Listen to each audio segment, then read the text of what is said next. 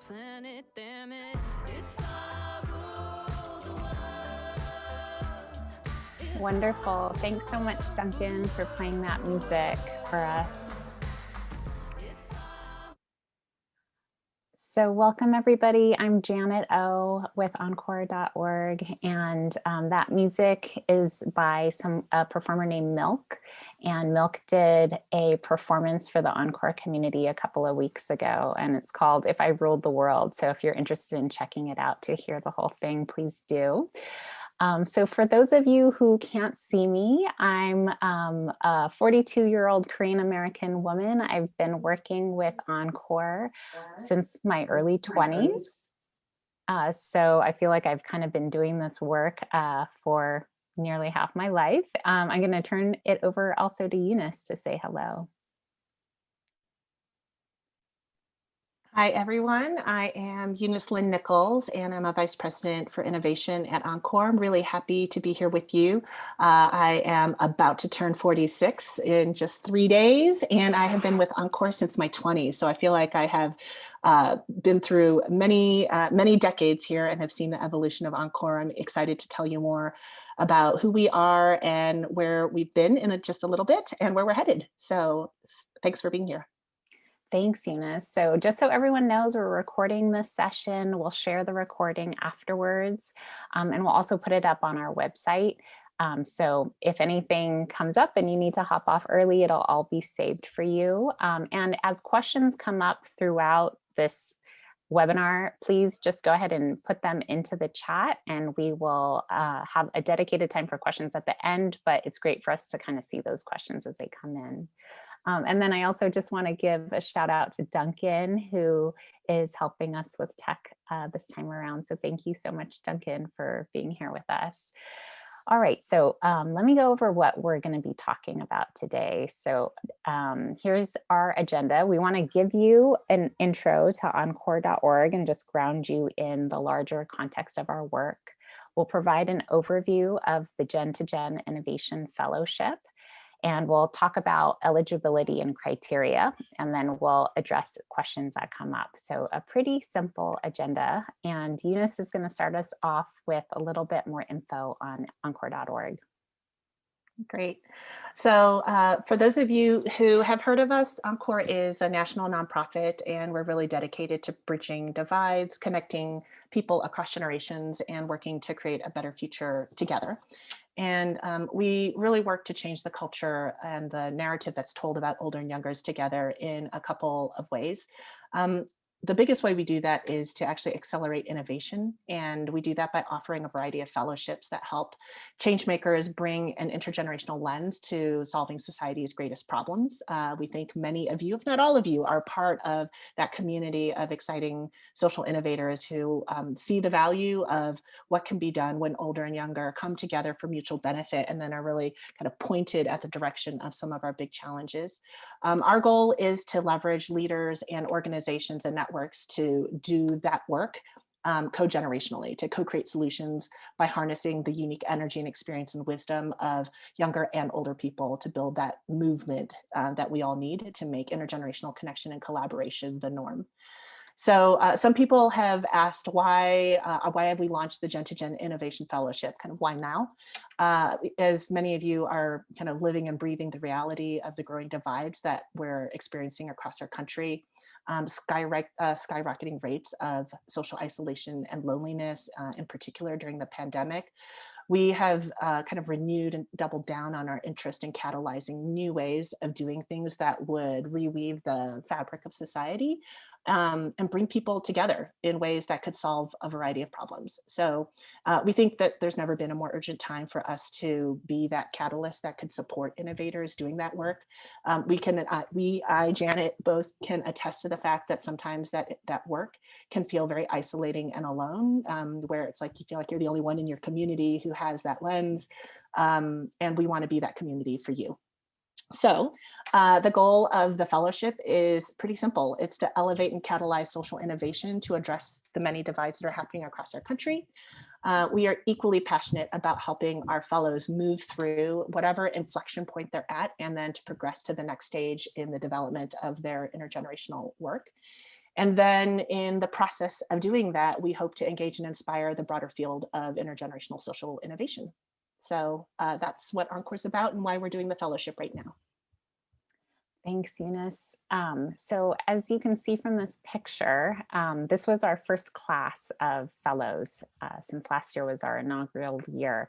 And you'll see that the fellows, the 15 fellows from last year ranged in age from 19 to 75. And that was intentional. So we're very much trying to practice creating in the fellowship the world that we want to see. So we're looking to build a really diverse cohort again, not only in age, but in racial background, in lived experience, in approach to work. Last time we had some artists in this group as well, and I think that really broadened our perspective.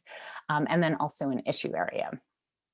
So just to give you a little snippet, in this cohort, you know, everyone was doing something that was slightly different, and the glue that kind of tied us all together was this commitment to creating a more intergenerational world. So we had one fellow who was working on intergenerational co-housing, another fellow who was thinking about how co-leadership, having an older and younger leader in the nonprofit sector, how that would really support organizations and make them more sustainable.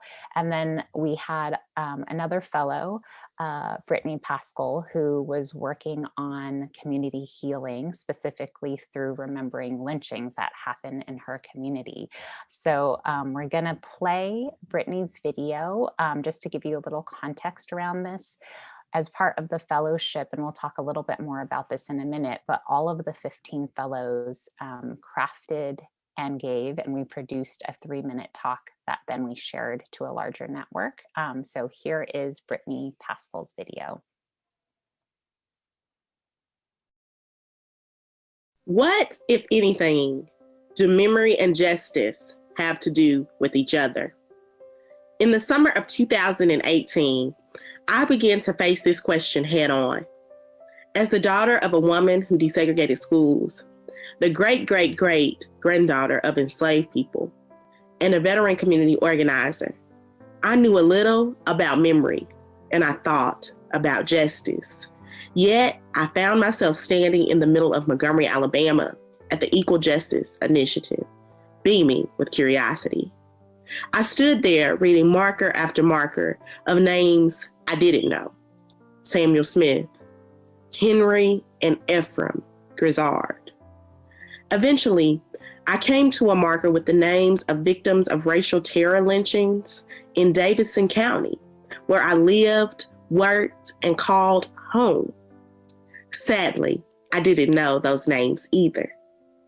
I returned home determined not just to know these names, but to tell these stories in a way that connected our not so distant past to our present. The following fall, I founded We Remember Nashville, an interfaith, multi-generational coalition that exists to promote community awareness, education, and public reckoning around racial terror in Nashville. To date, we have installed 2 historical markers dedicated to 3 of the 9 known lynchings in our city. We have forged partnerships with important stakeholders like our historical commission, churches, and schools to tell the story of racial violence with truth and dignity. We've hosted events like our Week of Remembrance, educational forums, pilgrimages to EJI, and even interfaith worship services. But our work is far from over. The recent and modern day lynchings of people like Breonna Taylor, George Floyd, and even Daniel Hambrick and Jaquez Clemens, who were murdered right here in Nashville, just blocks from the site of previous racial terror lynchings, are a testament to this. But we are a young racial justice focused nonprofit, and many people still do not know about us or understand the vitality of our work. We are looking for in-kind donations of marketing services, accounting support, and branding expertise. In addition, we welcome support via monetary donations, following our social media outlets, and attending virtual events. With this kind of partnership, we could continue our work of telling this important story while inviting our broader community to take part in these meaningful acts of memory and justice. Ida B. Wells, a journalist and anti-lynching advocate, once stated, "The way to right wrongs is to shine the light of truth upon them." Memory and justice have everything to do with each other. I hope that you will join We Remember Nashville in continuing to forge this important connection for generations to come.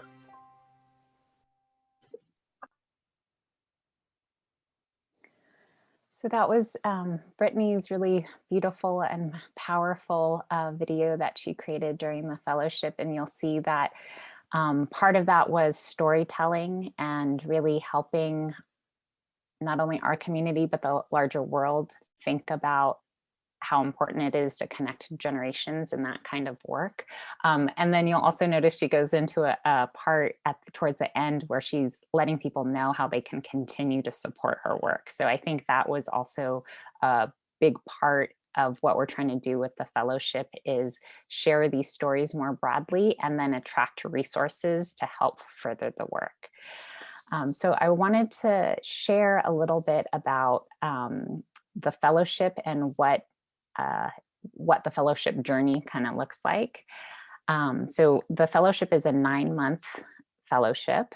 We meet virtually each month. It's the first Thursday of the month, and we'll continue to keep with that rhythm. If possible and safety permits, our hope is that we could gather our fellows once in person. So I'll go over kind of the main pieces of the fellowship. Duncan, if you could go to the next slide.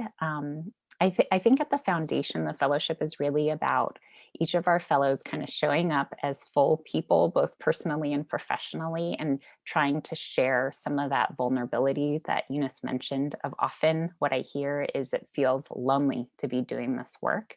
And so right from the get-go, our goal and what we're trying to create is kind of this community of peers who are working sort of side by side and can really relate and support one another. So there's a lot of peer learning that happens. We do something called the hot seat consultancy, where fellows bring a real life issue, and then they kind of have some time to share it with each other, and then the whole group thinks about it and brainstorms it with them. Another component of the fellowship is that we invite people who are out there doing this work to come in and share their experience, so the fellows can kind of think from the lens of someone who might be a couple steps ahead of them. We had a panel on growth and expansion that we did with some previous fellows and others in our network. We talked about how to measure impact. We talked about recruitment, of how do you recruit olders and youngers in a way that is both grassroots and scalable. And then of course that ever-present question of funding and sustainability and different methods and models for doing that. Duncan, if you could go to the next slide. And then, a lot of the fellowship is also around language. And again, it's about storytelling. So kind of figuring out and practicing how our own personal stories, often this work is so personal and might be really inspired by a relationship that we've had. So kind of thinking through that individual life map, talking about the words and the ways that we discuss our work. One of my favorite things that we did was we talked about our language nemesis and what comes up as we talk about our work that either feels right or doesn't feel right, and what are alternative visions that we can put out there into the world so that we can change hearts and minds with the work that we do. Next slide, Duncan. And then the faces that you see under the Gen2Gen Fellowship Showcase. So we had a coach, Andy Goodman, who helped our fellows kind of craft their 3-minute talks. And then we had a video production team help to record and then produce all of that together.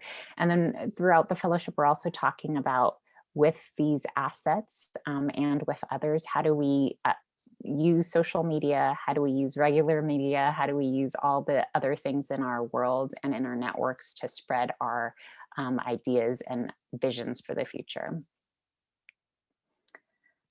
And so lastly, I wanted to share what fellows will receive. So each of the fellows will receive a $10,000 stipend, expert coaching in program design, how to pitch to funders, and how to tell your story to the world. Again, centrally is this notion of a powerful cohort experience, mostly virtual, hopefully one time in person. And then Encore really works hard to bring all of the networks that we have to support the fellows sort of in their unique ways. We will again have a fellowship showcase where we once again create a 3-minute video that we then share with our community. And in this last version that we did, the showcase was really designed to be an opportunity to promote a sense of mutual aid. So rather than kind of putting up the fellows' work in some sort of like performative kind of way, it was really about trying to inspire others and then asking our large community to jump in and think about what resources or what connections they could offer to support the fellows. So with that, I think I'll hand it over to Eunice to talk a little bit about what we're looking for. Great, and we already have some Q&A going in the chat box, so thanks to those of you who've started to pepper in some questions. I think this next section will cover some of those answers for you. So the ideal candidates that we're looking for are people who have an intergenerational program already in place. But I want to clarify that when we say already in place, it can be very early stage in pilot mode, or it can be a program that has existed for quite a while, but is in a significant point of growth, sort of at that inflection point where an infusion of 9 months in a fellowship might kind of catapult you to another level of scale. Maybe you're launching into a new city, or maybe you have a curriculum that's established, but now you're going to actually try and spread that to a larger group of people. If you're in pilot mode or have something that is pretty small, what we say is we need you to be at a place where you've actually worked to bring older and younger people together. And often the way we indicate that is, can you tell me a story with a real name of an older person, a real name of a younger person, and tell me that story. So once again, we're not looking for scale. We are looking that you've actually done something with real people, and that will give you real data that you can then use to iterate and then go from there to something bigger. So that's sort of what we're looking for on that front. We are looking for candidates that have a really strong belief in the mutual benefits of older and younger people. We see a lot of wonderful programs that are focused on an older population serving and helping younger people. And we see the opposite, wonderful programs where younger people are serving and helping an older population. The ones that will be strongest and most competitive for the Gen2Gen Innovation Fellowship will be those where older and younger are coming together in a mutually beneficial way to solve a problem. And I would say we've seen many strong applications where, as I said in the first example, an older population is helping a younger population, but the application really clarifies what the younger person is giving in the process as well. And maybe it's not as obvious, but it's like kind of a built-in intentionality that the young people have something important to give to, and then vice versa. So I would just say, definitely don't let that deter you from applying if you have more of a traditional one direction generational program, but we'd want you to become really thoughtful about how you might actually embed new language, new ways of talking about even new programming, and how you might also elevate young people in that situation as well. We're happy to answer more questions about that later. The last one is we're looking for people with a deep commitment to showing up, and specifically showing up for the cohort. I don't think that the time we're asking for in the fellowship is overly burdensome, in particular because we're giving you a community of people that we think are really going to help you. But that means that we're relying on you when you enter the fellowship to be a huge part of what the benefit is. And that means being present in our Zoom meetings, actually, not multitasking, being there when we do these kind of hot seat consultancy, being a partner in problem solving for other people, and stepping up beyond what your own problem or challenge is, and actually wanting to engage and help other people lift up their programs too. And I think that requires a little bit of an ethos of all boats are lifted. When I help you, you help me, and then everybody does better together. On the flip side, maybe this is seems obvious, but I think it's worth saying. These are some characteristics that would cause us to say you probably shouldn't apply. One, if you're not connecting older and younger people in the US, this isn't going to be the program for you. You can have global presence. You could even be physically based outside of the US, but the majority of the initiative that you're working on within the context of the fellowship needs to be happening within the United States. And that's mostly because we're a small staff. We don't have the ability to engage globally and to even have eyes on your program or really understand the context of what you're doing there. So for now, we're keeping our work US focused. The second category of people that shouldn't apply right now would be if you're still in complete idea phase. It could be a wonderful idea, but if you haven't at least tried it with a couple of older and younger people, then it's too early, and we would invite you to wait a year before applying again. Okay, next slide. Let's see. There we go. Okay. So some of the criteria for the application. One, we're really looking for a compelling story. So can your work and your story inspire others to engage the talents of younger and older people to solve big social problems? We showed you Brittany's video in part to show you that we care about story. That wasn't just a story about the tactics of We Remember Nashville. It was also about Brittany and the lineage of who she came from and her great-great-grandparents and how that's influenced her. And the reason we care about story is we think there need to be so many more people in the game doing intergenerational work, and that's helping other people see into our fellow stories and then say, oh, I could do this too. There's something that I could contribute in this space. So think about what your compelling story is and how that might inspire others to solve problems intergenerationally. The second one is innovation, and we use that term pretty broadly. So we're going to ask, is the applicant using a new or creative approach or making critical improvements to an existing model? So it's okay, we don't expect everybody to have a newfangled idea that we've never heard of. But if it's something that is like, oh yeah, I've seen that before, we're going to look for what your unique angle is. Maybe you're bringing it, maybe it's like a very common solution in urban areas, but you're doing a riff on it that really helps rural settings. Maybe it's been commonly used with one population, but you're bringing it to a very different one. Okay, the third one is co-generation. So are you utilizing the assets and talents of younger and older people together for mutual benefit? I think we've covered that quite a bit already. The fourth one is impact. Is there strong potential or existing evidence that the program is working? We understand that, especially at this early phase, and for people who are doing nonprofit work and even early stage for-profit social ventures, it's really hard to build in any kind of meaningful evaluation. So we're not looking for, you don't have to have connections to a university or a research arm, but we want to know if you're being thoughtful about what you can collect at the stage you're in to give you some guidance on how to improve your work and whether or not your work is actually having the impact that you want. Is there a viable path to measure something in the future as you grow? And does your work have the potential to spread? The last one, two more, urgency. Does the work address an issue that is urgent and timely?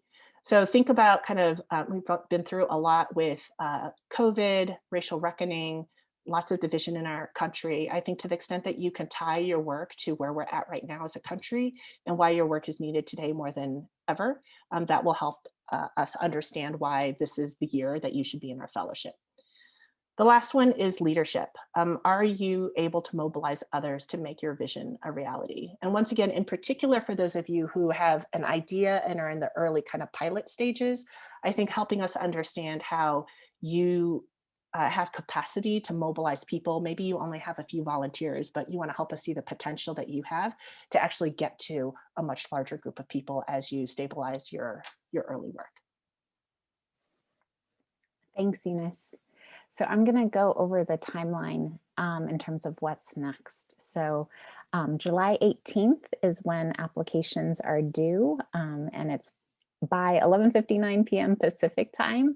And then we will go through about a month of really deep review. Each application will we'll have 2 reviewers review the application, and then we will kind of identify the top 30 to 45 candidates and invite those candidates to participate in a learning circle. The learning circle is meant to model our fellowship meetings. So one of the things that we learned in doing the first cohort is that people often didn't know what they were signing up for, but they kind of trusted and applied and did it anyway. So we want to be really clear and transparent about what to expect. And then also kind of mimic that setting of how people will be working with one another. So if you are selected for that, you would be invited to come to one or the other, not both dates. So just to be clear about that.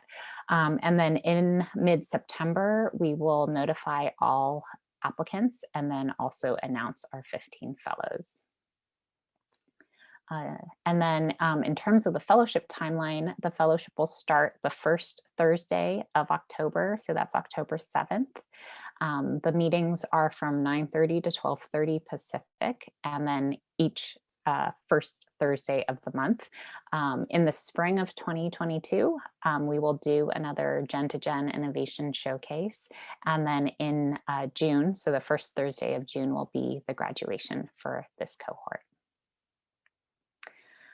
So I have a couple of reminders, and then we're going to open it up for questions, and we can also take a look at what's in the chat. I will put in a moment, I will put, there is a doc. Oh, and I see that Duncan's doing that for me. Thank you so much, Duncan. But this is the sample application. If you want to get a preview of the questions, also in this link, you'll see that we've provided some example responses. So you could get a sense of what we're looking for and what we're thinking about when we ask particular questions. We have tried this year to, like, every year we try to hone down the application and just get it more and more focused, with the idea that we don't want it to be such a big burden for the applicant. We also are going to be reading tons of these, so we want to keep the whole process as streamlined as possible. I'll just say with the application, the first question is about yourself, and it's related to creating a video. That does not need to be fancy, but it is a requirement of the application. So make sure you do the video. You can do it on your phone, you could do it on the computer. And that's really a chance for us to hear from you, hear your passion kind of come through in the way that you talk about your work. And then many of the other questions are just very informational about your work. So feel free to use bullets and just be really direct and to the point about those other ones. But again, in that link that Duncan put in there, you can see some sample responses. There are also some office hours remaining. There aren't a ton, there are some. So we'll put that link in the chat as well. But if after hearing today's info session and going to the website where there's a ton of FAQs, we try to be really comprehensive in creating that. If you still have questions about whether the fellowship is right for you, or I had someone ask me, I do 2 bodies of work that are intergenerational. Which one do you think makes more sense to highlight in this application? If there are questions like that and you'd like to sign up for office hours, you are welcome to do so. So I think those are all my reminders. So let's take a look at the questions. Eunice, are there questions that have come up? Yeah, there are a bunch, and I think it might be worth it, in case there are some folks that aren't tracking the chat box, for us to actually go ahead and answer them here again verbally. So let me just scroll back and let's cover them really quickly. So somebody asked if, let's see. Okay. Can the stipend be awarded only to established organizations versus more organic or fluid startup type organizations? We can award a fellowship to anybody in any stage. There was another question about whether or not there are restrictions on how the stipend can be used. The answer to that is that this is a $10,000 stipend that's an investment in you and your work, and there are no strings attached on how you decide to use that money. We don't know what your situation is and whether or not you took a loan out on your house in order to do your work and you need that money for something that might feel very personal, or whether or not if you had that $10,000, you could actually expand your pilot and engage 10 more people in your work as volunteers or stipended volunteers. So that's up to you. We will give you that. And it's really just to honor the time that it will take for you to be part of the fellowship. Let's see. Another question was, do we anticipate doing this fellowship again in the future? And if so, if you were not accepted this year, could you apply in the future? The answer there is that we hope, while there's nothing guaranteed, we have every intention to hold this fellowship for as long as we can. And the success of our cohort and our fellows and the stories we tell and the impact that you all have is our best guarantee for continued funding. And it's another reason we're so interested both in programs that have some ability to measure their impact as well as to tell amazing stories. So just a little insider information. That's why part of why we're interested in that and why we select the fellows that we do. We hope to have more funding in the future. And if you aren't selected this year, we absolutely invite you to apply again next year. We would just say we were going to want to see some significant advancement, improvement, or expansion from your first application to your next. And we'll have that first application, so we'll be able to compare. I see a good one. Yeah, go for it. Someone asks, what do we mean by olders and youngers? And you'll notice that those terms are relative and they're also not specific. So I think I'll answer this by way of example, is that sometimes we see it as diverse, or as polar or separated as like grandpas. So we had Grandpas United. So they were grandpas with middle school to kind of young adults. So sometimes it's that far apart.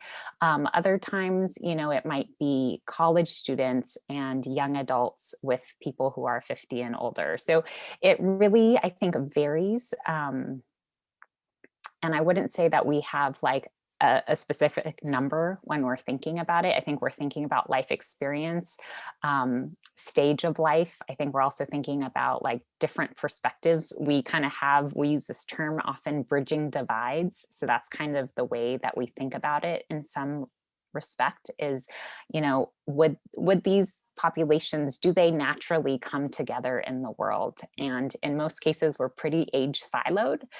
So I think we're looking for programs that are like specifically addressing those divides.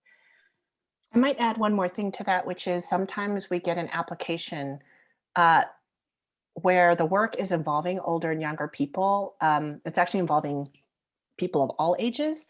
And there's a way in which that can be written that is far less compelling to us if we can't tell what your specific intergenerational strategy is. If you just happen to have people of all ages, or even if you just happen to have older and younger people present, but there's no thoughtfulness in your application about how you're bringing those folks together or how you're leveraging the unique assets of bringing those together to do something, it will not be as compelling. So if that's helpful. There's also someone who asked a question about whether or not you need to be associated with an incorporated entity. You can be part of a formal 501c3 nonprofit. You can be a for-profit startup. You can be a scrappy collection of volunteers in a community. You could be a city employee. So you can be in any situation. But what we'll look for there is kind of your locus of authority or control or ability to actually get your initiative or your project done. So you don't need to have like a CEO or even founder title. We've had people in our fellowship that were not the CEO or executive director of a program, but based on the work they're doing and the authority they've been given, we felt like this is the person who can make this work happen and can actually have some control in how the expansion or growth happens. So once again, it's not about title, it's about your influence. There's also a question here about writing samples. Yeah, I was Um, just yeah. looking at Do you want to those. answer that one, Janet? Sure, I'll give you a little break.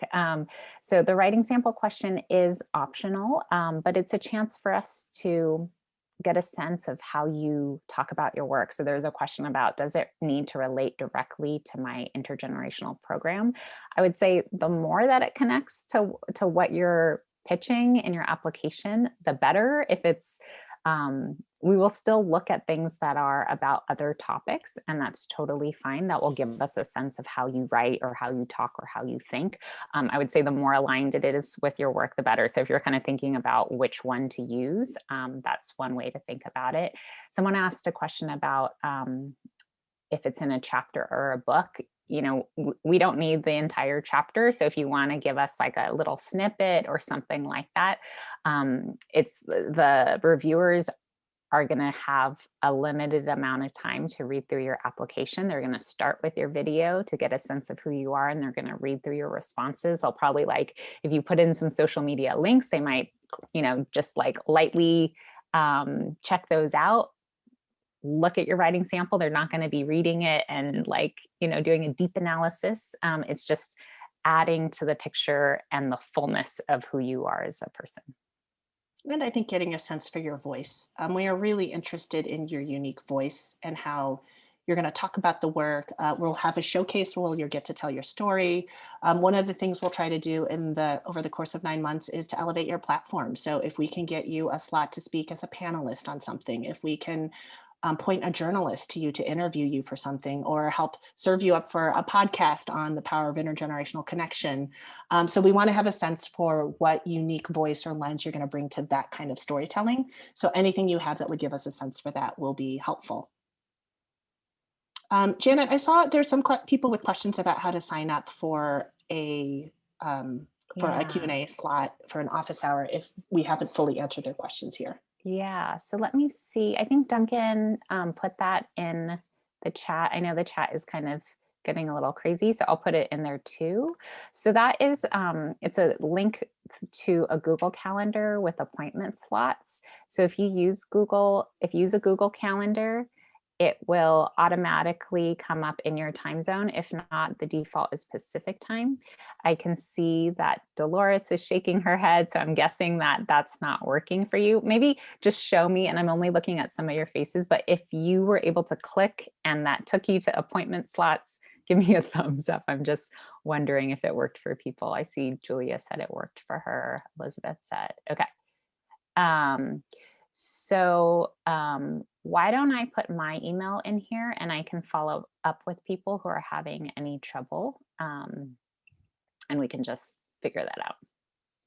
One point of clarification on the office hour slot is we definitely encourage folks, we're a very small staff. We want to be as relational and helpful as we can. We're trying to answer, and Jen and I will stay on as long as we need to here to answer your questions. We'd love to reserve those office hour slots for folks who have real corner cases. We don't want to waste your time. So if you have just a very unique situation and you feel like you need to talk to us about that to understand if you should apply, then we're happy to have that conversation. Otherwise, we hope you'll read our FAQs, ask for questions here, and we'll get to as many as we can. So I think that answers Josephine's questions about the call slots. There was another question. Oh, here, Julia asked, do you need to be working on the intergenerational project full-time, or can it be part-time? It doesn't matter. But once again, we've had people, even in this past fellowship, like Brittany Pascal, for example, who runs We Remember Nashville, is actually a full-time third grade teacher. And then she runs We Remember Nashville on the side. But she has some organizational structure around We Remember Nashville. And even though she doesn't have much staffing, she has evidence that even having a day job that she does, that she's had enough capacity to actually do something with this passion project she has on the side. We have other fellows that are trying to launch a for-profit startup, and they also need to have a side job that pays the bills. So that doesn't deter us. But if we have turned down people before who had really wonderful projects, but we have questioned whether or not they're set up to actually take it beyond 6 months or a year because they're juggling too much and we don't see the viable path. So that will be your call, but we are open to applications from all. I would say a common um, trait of our fellows is that they're all hustlers in some way or another. So I think they're all really like, they might have full-time jobs, they might, whatever it is, they are hustling their work and like deeply committed and have this really strong vision that they want to make happen in the world. I want to address Amber's question. She says, I have a fashion design business dedicated to minorities. Does this really qualify? Amber, I would just say I'll genericize your question a little bit, but I can't really answer that question just based on a subject area and a population group. Maybe, but maybe not. The thing that you would need to ask yourself is, what is the specific intergenerational strategy you're bringing to that work?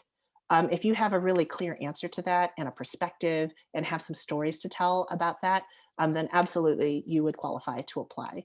A specific example would be Sharita Harrison was one of our fellows last year. She's a young millennial African-American woman who works for Metromorphosis in Baton Rouge. The work of Metromorphosis in general, they do a lot of community work, isn't exactly what she applied on. She is in an intergenerational co-leadership situation with the founder of her organization. And he's a baby boomer. And they have designed a model of leadership where a younger and an older person share in the directional leadership of the organization. And it provides an incredible stability with perspectives from older and younger right there at the top. And if you ever hear them talk, they are a beautiful example of that. And it's almost in some ways like it's not the main work of Metromorphosis, but because of the leadership they have discovered with each other, they're piloting, helping other organizations like theirs experiment with this co-leadership model, intergenerational co-leadership model. So that's an example of it. It almost didn't matter what the work of Metromorphosis itself was doing. It mattered that they had a strategy for running an organization that they are applying with 5 other organizations around them. So once again, we're really open to it. You just have to be able to clarify what the intergenerational strategy is that you're using in the fashion design business, or, insert your project. Alana asked a question about, in the video, can you sprinkle in a few photos of yourself, kind of demonstrating your work? You are welcome to do that, but you also don't need to. So again, we're trying to make it easy for you as an applicant. So if it's just a talking head for 3 minutes, we love that. We'll take it. If you want to get a little fancy, feel free, but just know that you're kind of going above and beyond. Someone else, Lisa, asked for optimal word length for the writing sample. I will say I'm not sure the optimal length, but I will say the reviewer will probably have like a minute or 2 to read your writing sample. So they may be skimming. That'll just give you a sense, like, I think probably something shorter rather than longer will be better. Yeah. Or the excerpt from that longer thing that you most want us to see. And I just kind of reiterate again, we're not looking for amazing writers. This is not a writing fellowship. We're looking for evidence of your voice and your unique perspective, your personality, and you can do that. That could come through your writing sample. It could come through how you answer your application questions. It could come through the little kind of selfie video that you provide for us of your story. So many ways to do that. Let's see. Did we get to all the questions, Janet? Duncan, are you seeing anything that we haven't covered yet? Oh, where can we read more about last year's fellows? It's almost like we planted that question. It's the best question. I just put in the web page, but you'll see that if you keep scrolling down, there is like a brief 1-sentence summary of each fellow's work. And then we also have 15 videos of all of the fellows doing their 3-minute pitches. And I think that's a great place actually to start digging in. Like, you could look at that 1-sentence description, because the application asks you to write a 1-sentence description. So when you're thinking of what to write, you can reference those. When you're thinking about, like, does my work make sense in this context? Looking at the 15, there is a big range in what people are doing and how they're doing. But, if you just looked at a few, you'd walk away feeling inspired, and then you'd also kind of have some examples to draw from. I just put in a link to the 15 3-minute videos of our fellows. And I really think if you just took even like 10 minutes and clicked randomly on 3 of them to watch them, it would give you a sense for the diversity of representation that we're interested in and have supported last year. They're all very different and are working with different populations. That question of what does intergenerational mean? You'll see some kids working with older people. You'll see some that are young adults working with baby boomers, and you'll get a sense for the variety. Nancy asked a question. Can you specify which advisor you'd like to work with? Because it sounds like, Nancy, you have your eye on someone. Yeah, I mean, we can't promise again that like we can match you exactly with someone, but what we did last time was we kind of looked at our fellows, heard from them about what they wanted and needed, so we could get a sense of what kind of match would be good, what kind of skill set or expertise would be helpful. And then we kind of reached out to our kind of close network. So if you had a preference, absolutely. Like we have fellows who will tell us exactly what they need help with. And I think a lot of the fellowship year is about like the fellows' capacity to engage with us. Not everyone has that capacity, and we understand that. So to the extent to which the fellow has the appetite and time to really brainstorm with us, we're here to do that on an individual level. I had a good follow-up to the video or photo question about whether or not video or photo is required or important versus just your voice. If you have an audio file or prefer for whatever reason to not send us a video, but just a voice recording of your story, that is totally fine. If there are reasons why you don't want to send a video or photos, and we're also very sensitive. We know that for some people, if you're working with kids or protected populations, you can't and shouldn't send those to us. Please don't worry about that. So send us what you're comfortable with. Kevin asks, so is our video basically a first draft of the final 3-minute video? That would be a great way to think about it, but you don't need to labor that much. Again, it's like, we're not expecting anything beautiful. It's just, I will tell you from like the hundreds of applications I've read over many years, I always start with the video because that conveys the work and the passion more than the written word almost every single time. So again, like, feel free to be casual, does not need to be scripted or performative. Yeah. In fact, I would go as far to say the videos that have most impacted Janet and myself have been the ones that are most unscripted, because when you run a fellowship and where the cohort is so important, we're trying to get a sense for who you are as a person. And it's very hard to tell that when somebody is in there buttoned up giving my elevator pitch presentation. I think you probably get that even from Janet and I going through the slides of what the program is versus us answering the Q&A. We are more ourselves during the Q&A than when we're presenting. So once again, like, give us whatever you have, but just know that our heart is to know you a little bit better.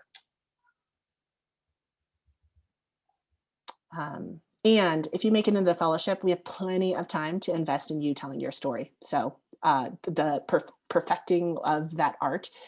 In fact, I would say if you already are like knocking it out of the ballpark on storytelling, impact, achievement, all of that, I'd say the other place where we might consider not having you in the fellowship is if it's really clear we have nothing to offer you. And so you know, we would still love to consider your application, but I think we really want people where we feel like we are making some substantive dent in your work over the next 9 months. And I will add fellows who are hungry to be with each other. That is an important part of making the fellowship meaningful. So if you feel like you don't need more peers, or, you know, like you are very limited in time, then I would also ask for you to consider that, is like, there is this heart of like giving and asking that happens in the fellowship, and we want to expand on that even more in this coming year.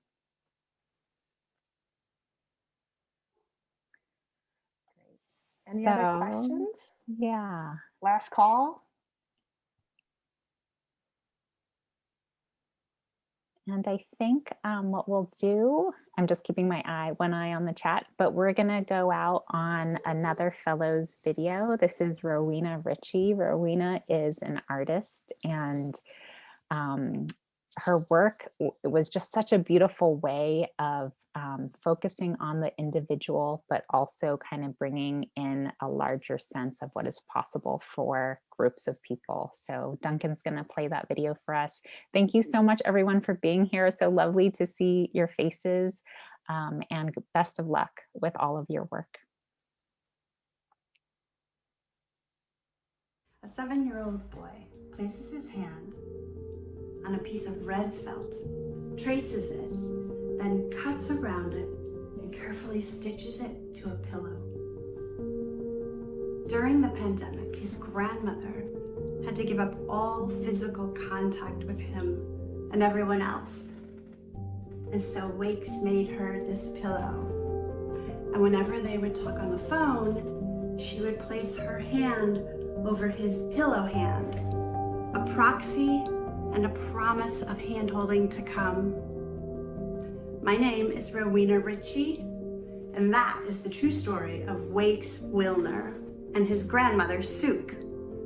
Wakes' mom is my dear friend, Erica Chong Shuk, and we're in a performance collective together with our friend Ryan Takata.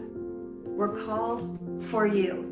Inspired by Wakes' hand pillow, For You launched a project called Artists and Elders to serve as matchmakers, pairing elders with artists one-on-one. The two meet and get to know each other, and then the artist makes a gift for and with the elder.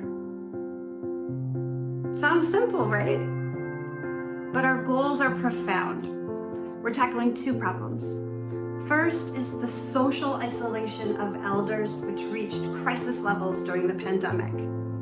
Second is the need to support artists, a critical resource to communicate care, creativity, and connection. One artist in San Francisco, Deirdre Visser, was paired with elder Glenn Stoltz.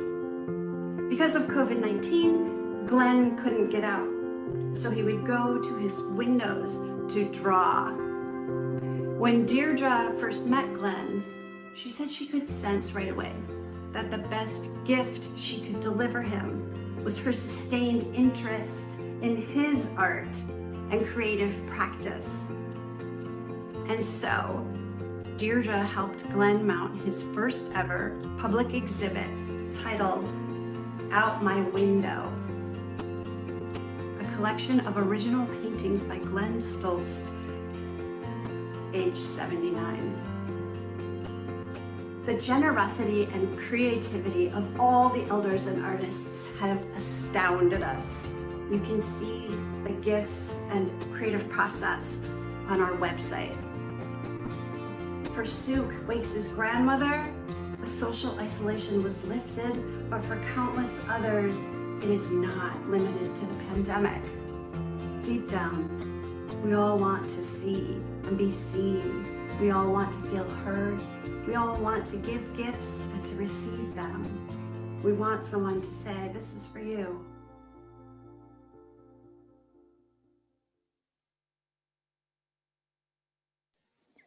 Thanks, everybody.